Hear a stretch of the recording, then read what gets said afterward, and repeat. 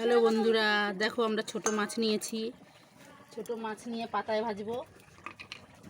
টক কর তোমাদের এই যে এই পাশটা, এটা কেমন আছো দেখো। আজকে আমরা ছোট মাছ নিয়েছি, ছোট মাছটা পাতায় ভাজবো। এই যে পেঁয়াজ, কাঁচা লঙ্কা, বেগুন, টমেটো সব দিয়েছি, সব দিয়ে পাতায় দেবো।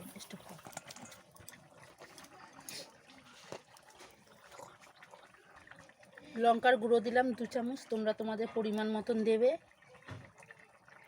জিরার গুঁড়ো দিলাম 1 চামচ, একটু কাঁচা তেল দিয়ে দিলাম, যেহেতু এটা পাতায় ভাজবো তো তাই কাঁচা তেল দিলাম। এবার হলুদ গুঁড়ো দিলাম, এবার একটু নুন দিলাম। এবার মাছটা ভালো করে মাখিয়ে নেব,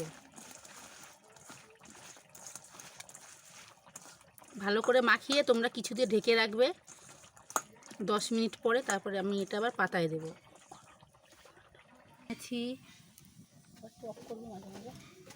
দেরি হয়ে গেল। পাতাটা দিলাম, এটার উপর আর একটা পাতা দিলাম। এবার একটু তেল দেব পাতাটার উপরে।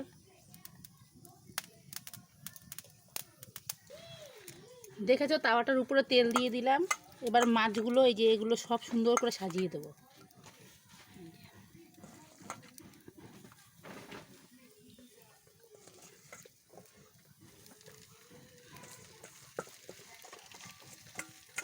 সুন্দর করে এটা সাজিয়ে এরকম রেখে আস্তে আস্তে জাল দেব।